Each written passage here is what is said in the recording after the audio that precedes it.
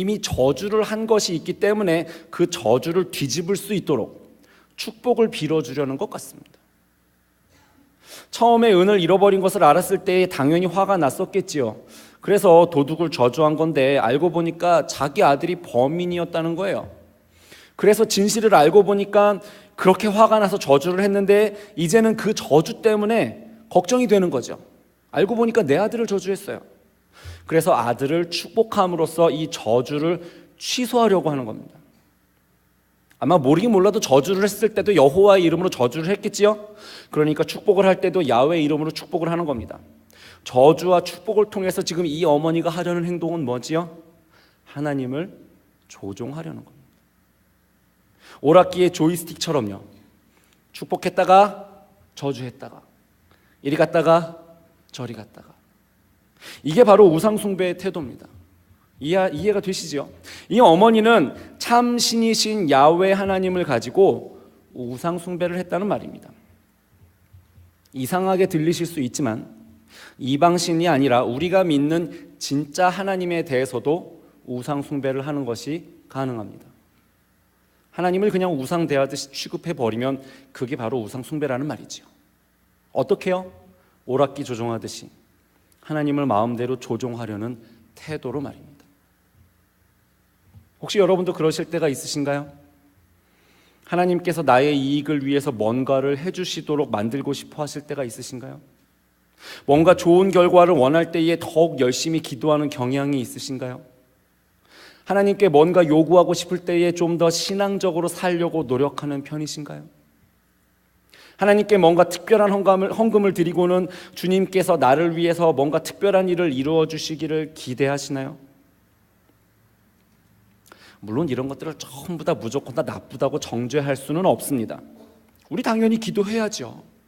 당연히 더 신앙적으로 살려고 노력도 해야죠. 그렇지만요, 우리가 하나님께 어떠한 호의를 얻기 위해서 이런 신앙적인 행위들을 하는 것이라면 어쩌면 그냥 이거는 우리가 하나님을 조종하고 싶은 마음인 건지도 모릅니다. 내가 하나님을 조종하고 싶은 건지 아닌지를 어떻게 알 수 있을까요? 하나님께서 내가 기대하던 대로 해주지 않으셨을 때 나의 반응을 보면 알 수 있습니다. 내 마음대로 안 됐을 때의 반응을 보면 알 수 있다는 거죠. 즉 하나님께서 내 마음대로 조종되지 않는 분임을 확인했을 때의 나의 태도에 따라서 판단이 가능합니다. 스스로 물어보시기를 바랍니다. 하나님께서 나의 종이신가요? 아니면 내가 하나님의 종이신가요? 하나님께서 나의 도구이신가요? 아니면 내가 하나님의 도구이신가요? 기억하시기 바랍니다. 우상숭배의 마음은 하나님을 조종하려는 태도로 나타납니다. 이런 생각이 드실지도 모르겠습니다.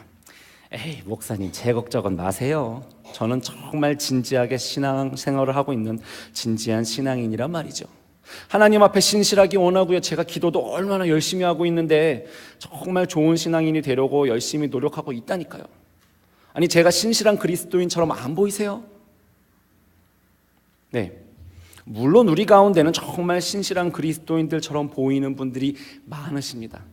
여러분들 다 그렇게 보이세요? 그런데요, 어떻게 그걸 제가 확신할 수 있나요? 한 분 한 분 다 좋은 신앙을 가진 분들 같이 보이지만 저는 보는 것만 가지고는 확신할 수 없거든요. 왜냐? 우상 숭배의 마음은 신앙도 위조할 수 있기 때문입니다. 우상 숭배의 마음은 신앙도 위조할 수 있어요. 무슨 말이냐고요? 우상 숭배자들도 신실하고 신앙이 좋아 보인다는 말입니다. 우상 숭배자들도 그 마음이 순수하고 정결해 보이기를 원한다는 말입니다. 보통은 이런 분들이요, 기도도 잘하십니다. 신앙적인 지식도 많이 아는 경우가 적지 않습니다. 특히 앞에서 본 이 미가의 어머니의 경우처럼 우리가 믿고 있는 진짜 하나님을 가지고 우상 숭배를 하는 분들이라면 성경 지식도 엄청날 겁니다. 찬송가도 어쩌면 모르는 거 없이 다 외우고 계실지도 모릅니다. 예배 시간에는 더없이 거룩해 보일 겁니다. 그러나 실제적으로 하나님께 자신을 헌신하지는 않습니다. 자신들의 삶에서 뭔가를 실제로 바꾸려고 하지는 않는다는 얘기입니다. 우상숭배의 마음은 심지어 헌신도 위조하는 경향이 있습니다. 물론 뭔가를 드릴 수는 있습니다. 그렇지만 그 동기가 중요하죠. 뭔가를 받기 위해서 드리는 겁니다. 기도응답을 받자고 헌금을 내는 것 같은 행동이죠. 뭔가 현실적인 이익을 앞에 놓고 기도하면서 갑자기 신앙생활을 더 열심히 한다거나 하는 그런 행동을 말하는 겁니다. 우상숭배의 마음은 이걸 더하기 빼기를 해봐서 손해가 나는 상황을 용납할 수가 없습니다. 내가 드린 것 이상으로 축복이 와야죠. 여러분 놀라지 마십시오. 신앙도 위조가 가능합니다. 거룩도 위조가 가능합니다. 선한 성품과 행실도 위조가 가능합니다. 예배도 찬양도 위조가 가능합니다. 예전에 저는요, 심지어 복음을 전혀 믿지 않는 분이 기도를 진짜 멋들어지게 잘하시는 것을 본 적이 있습니다. 위조가 가능하다니까요. 믿음이 없어도 기도를 잘할 수 있습니다.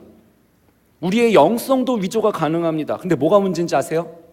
하나님은 아신다는 겁니다. 위조가 가능하긴 한데 하나님은 모르시지를 않아요. 우리가 만약 우상숭배의 마음을 가지고 신앙을 위조하고 있다면 다른 사람은 몰라도 하나님은 그것을 모르실 수가 없다는 얘기입니다. 오늘 본문에서 이 모자지간에 일어나는 일을 좀 더 살펴보도록 하겠습니다. 3절입니다. 미가가 은 1,100을 그의 어머니에게 도로 주매 그의 어머니가 이르되 내가 내 아들을 위하여 한 신상을 새기며 한 신상을 부어 만들기 위해 내 손에서 이 은을 여호와께 거룩히 드리노라. 그러므로 내가 이제 이 은을 네게 도로 주리라. 자, 이 아들 미가는 어머니께 은을 돌려드렸습니다. 그러자 이 어머니는 그럼 그 은은 하나님께 드리겠다라고 선언합니다. 그렇지요? 여러분 이 어머니의 언어를 한번 보십시오. 신앙적인 언어에 굉장히 아주 능숙하고 능통합니다. 말투도 그렇고 아주 거룩해 보이죠. 하나님께 인색하지 않고 너그러운 마음으로 드리려는 그런 모습도 보이죠. 그녀의 헌신은 어때 보입니까? 아니 이게 몇십억 불 가치가 되는 그런 은이라고 했는데 그거를요 하나님께 그냥 드리겠다고 말하고 있습니다. 신실한 야훼 하나님의 예배자처럼 보이지 않으십니까?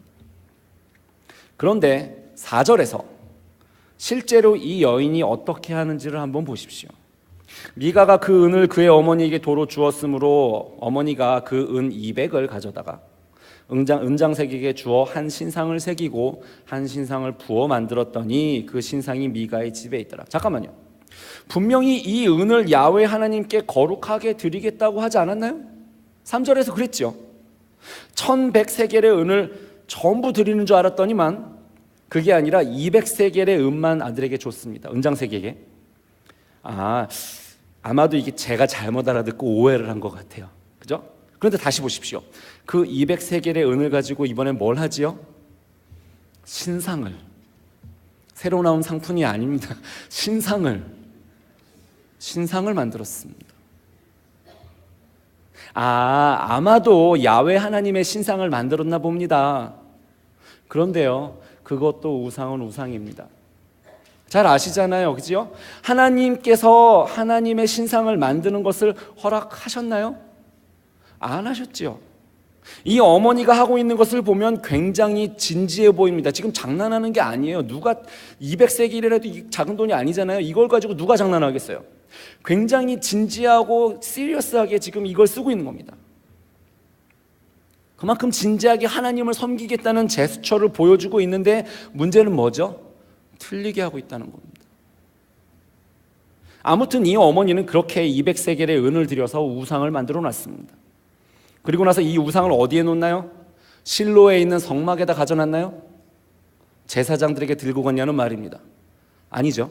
자기 집에 놨습니다. 무슨 말인지 아시겠죠? 실제로는 이 여인이 하나님께 드린 게 전혀 없습니다.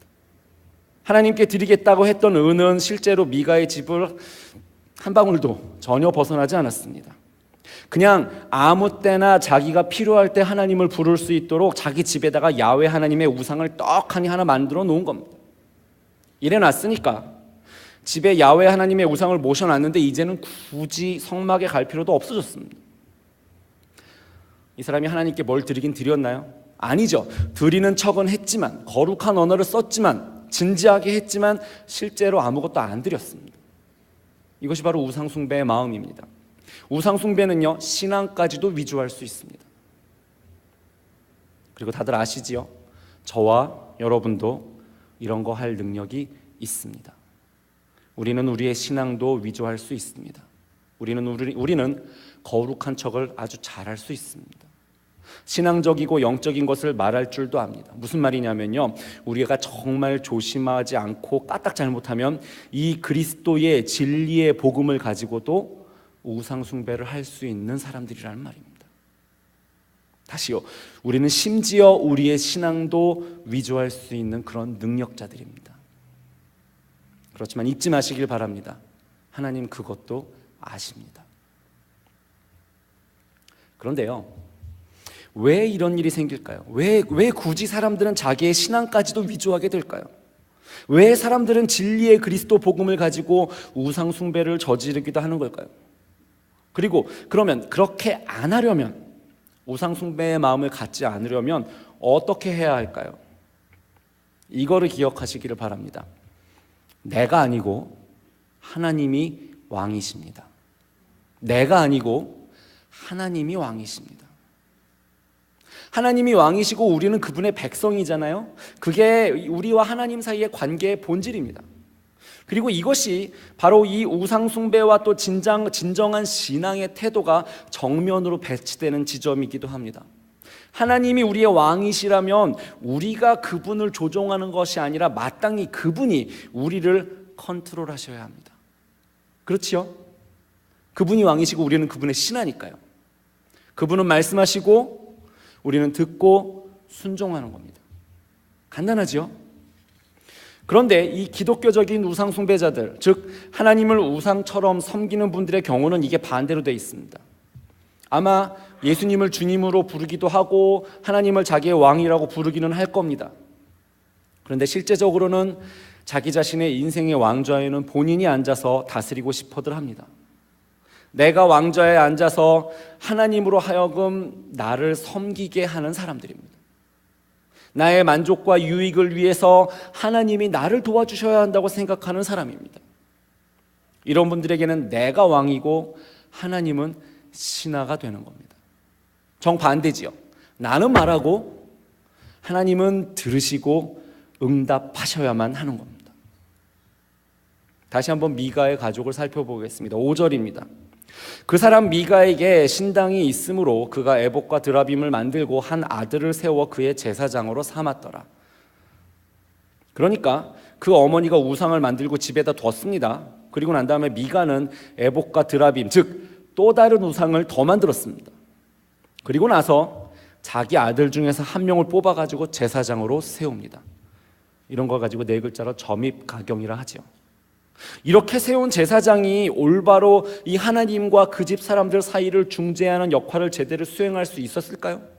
이를테면 자기 아버지인 미가가 하나님의 뜻에 어긋나는 행동을 했을 때에 이 아들 제사장은 하나님을 위해서 미가를 책망하거나 할 수 있었겠냐는 말입니다. 될 리가 없지요. 이 제사장은요, 그냥 바지죠. 바지 뭔지 아시죠? 아무것도 아닙니다. 미가가 자기 아들을 세워놓은 이유는 그래서 이 제사장이 무조건 자기에게 예스를 할 수 있도록, 이 제사장이 무조건 자기를 축복만 할 수 있도록 하기 위해서인 겁니다. 너무 뻔하지요, 그렇죠? 그렇다면 이 가정에서는 하나님이 주인이신가요? 미가가 주인인가요? 미가가 주인이죠. 도대체 문제가 도대체 뭐였을까요? 6절 말씀이 이 모든 문제를 잘 요약하고 있습니다. 그때에는 이스라엘의 왕이 없었으므로 사람마다 자기 소견에 오른 대로 행하였더라. 사람마다 자기 소견에 오른 대로 행하였더라. 여기에서 자기 소견에 오른 대로라는 표현이 삼손이 블레셋 여인과 결혼하겠다고 부모님께 우길 때에 내가 이 여인을 좋아하오니 라는 표현하고 히브리어로 똑같은 말이라고 말씀드린 적이 있습니다. 기억하실지 모르겠습니다. 그렇다면 이 미가와 그의 어머니의 우상 숭배스러운 행태가 납득이 됩니다.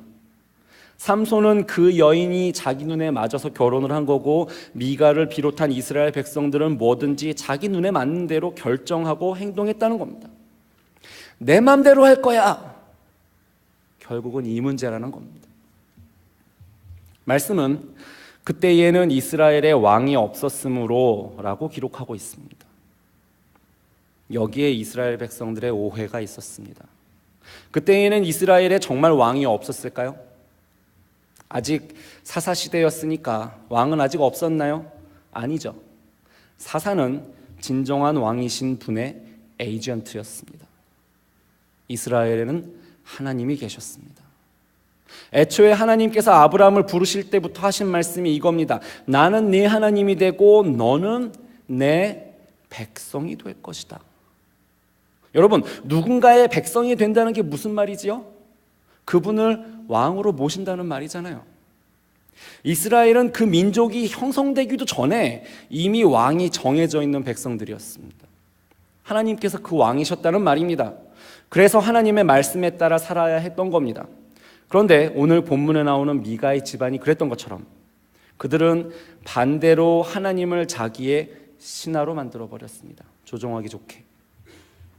집안에 하나님 우상을 세워놓고 나에게 절대로 노를 할 수 없는 제사장을 세워놓음으로써 하나님을 내가 원할 때에 항상 찾을 수 있도록 대기 중인 분으로, 뭐든지 내 마음대로 되도록 축복해줘야 하는 분으로 그렇게 만들어버렸습니다.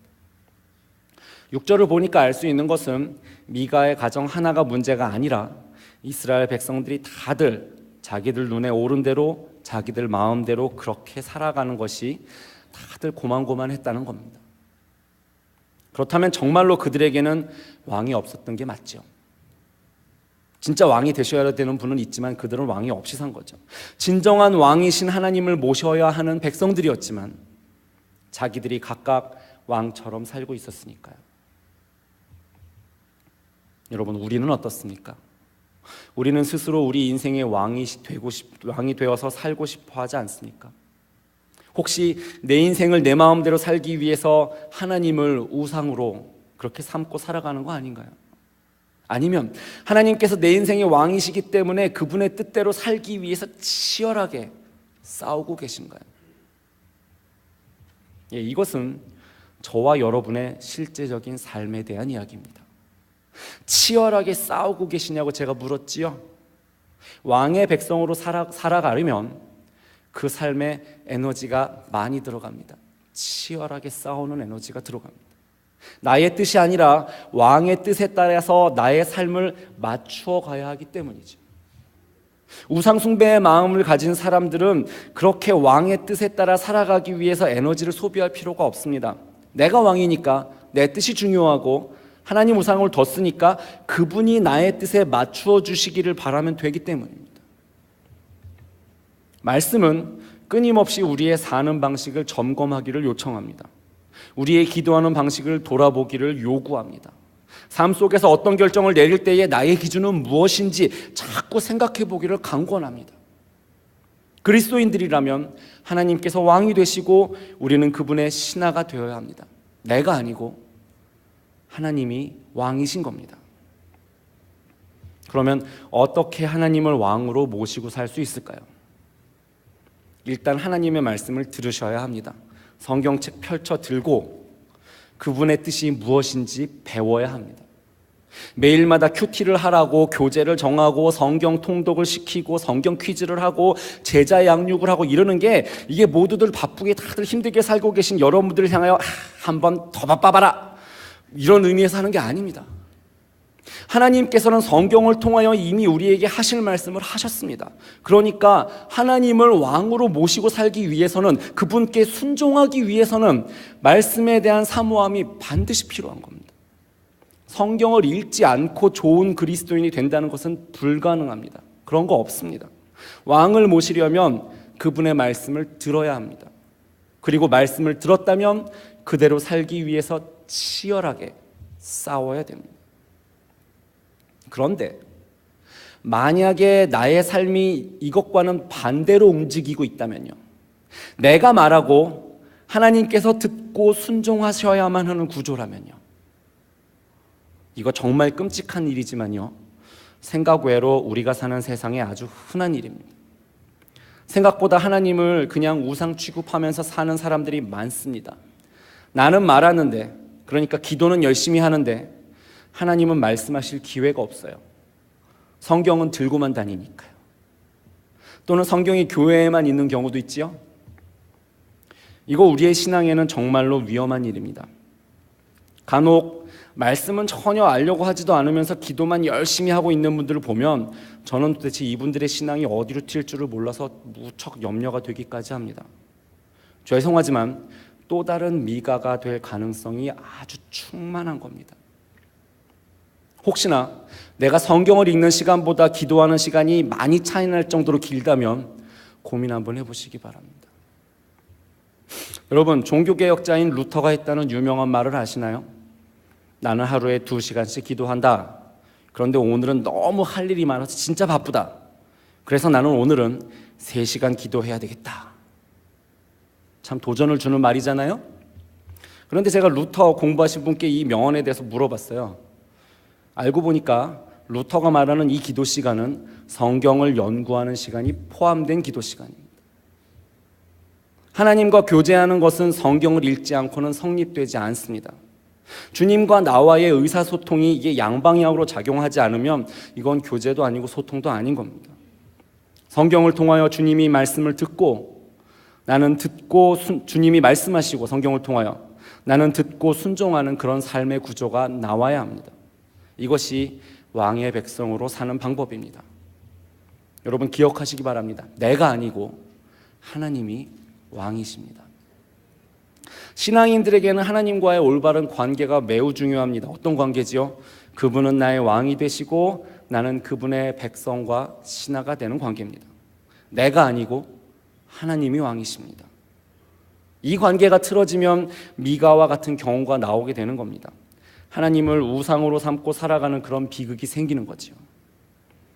여러분, 하나님을 우상으로 격하시키지 않도록 주의하시기 바랍니다.